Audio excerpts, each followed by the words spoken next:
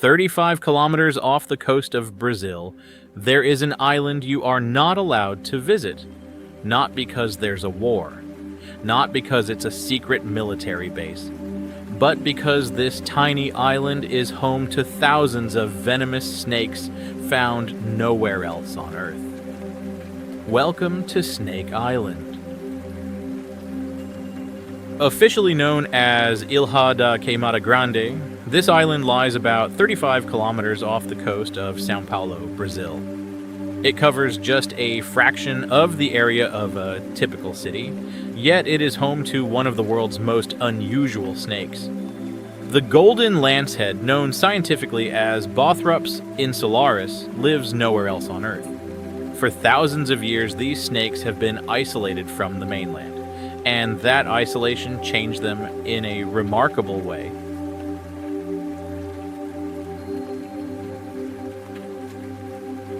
On the mainland, its relatives hunt a wide variety of prey, including rodents, frogs, and lizards.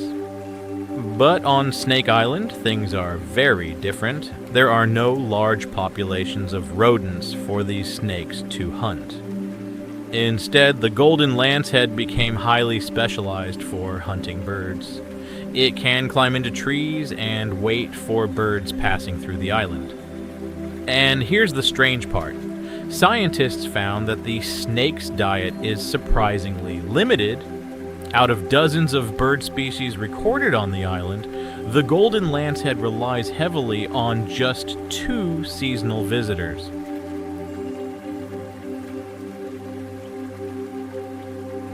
But what would happen if a human were bitten by one of these snakes?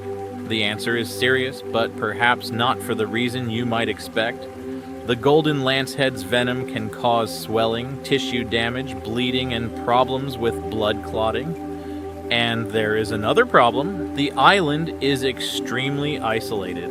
The nearest hospital with anti-venom is far away, and reaching medical care by boat can take around 2 hours when sea conditions are good.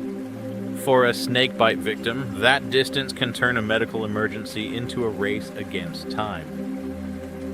So why is Snake Island closed to the public? The answer is more complicated than simply saying, there are too many snakes.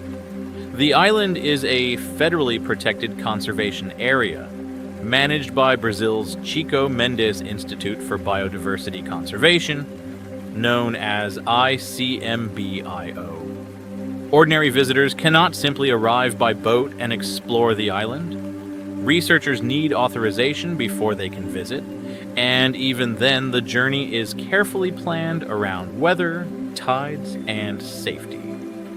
But the island isn't completely abandoned. The Brazilian Navy still maintains the lighthouse there, while scientists continue to visit the island to study its unique ecosystem. But there was a time when people actually lived on Snake Island. In the late 19th century, the Brazilian Navy built a lighthouse on the island, and someone had to keep it running. Lighthouse keepers lived here, surrounded by dense forest, steep cliffs, and venomous snakes. One of them was a man named Antonio Esperidião da Silva. In 1911, he sent some of the island's snakes to the Butantan Institute in São Paulo. At the time, scientists didn't even know that these snakes represented a completely distinct species. Those specimens would eventually help scientists identify what we now know as the Golden Lancehead. For decades, Snake Island has been surrounded by terrifying stories. Some legends claim that fishermen who came too close to the island never returned. Others tell stories of a lighthouse keeper and his family being killed by snakes after leaving the safety of the lighthouse.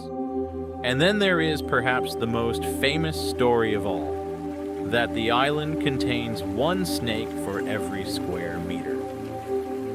But here's the problem. Scientists say many of these stories have little evidence behind them. The truth is already strange enough. The island really is home to a snake found nowhere else on Earth, and people really are restricted from visiting it without authorization. Sometimes reality doesn't need a legend to be frightening. So just how many snakes are actually living on Snake Island? The answer may surprise you. Despite the stories of a snake on every square meter, scientists estimate that the island is home to around 3,000 Golden Lanceheads. That may sound like an enormous number, but the island covers about 43 hectares, and the snakes are not spread evenly across it. They are concentrated mainly in the forested areas where they can find shelter and food. Even so, that works out to roughly 55 snakes per hectare. That makes Snake Island one of the places with the highest concentrations of snakes on Earth. But the real surprise isn't how many snakes live here, it's how this isolated population has managed to survive for thousands of years. To understand how the Golden Lancehead became so different, we have to go back thousands of years. During the last ice age, sea levels were much lower than they are today. The land that is now Snake Island was once connected to the Brazilian mainland. Then, as the planet warmed, massive amounts of ice melted and sea levels began to rise. Around 11,000 years ago, the rising ocean separated this piece of land from the mainland, and some of the snakes were trapped on the island. They could no longer return to the mainland. For generation after generation, they survived in an environment completely different from the one their ancestors had known. Over thousands of years, natural selection shaped this isolated population into something new. A snake that looked different, a snake that hunted differently, and eventually a completely separate species.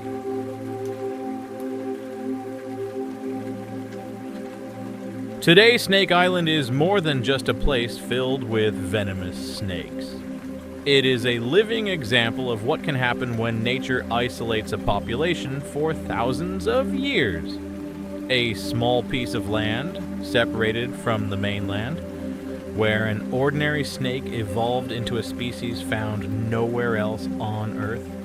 The Golden Lancehead is dangerous, but perhaps the most fascinating thing about this island isn't the danger, it's the story written here by evolution. A story that began thousands of years ago and is still unfolding today. And that is what makes Snake Island one of the most extraordinary places on Earth. Would you ever set foot on an island like this?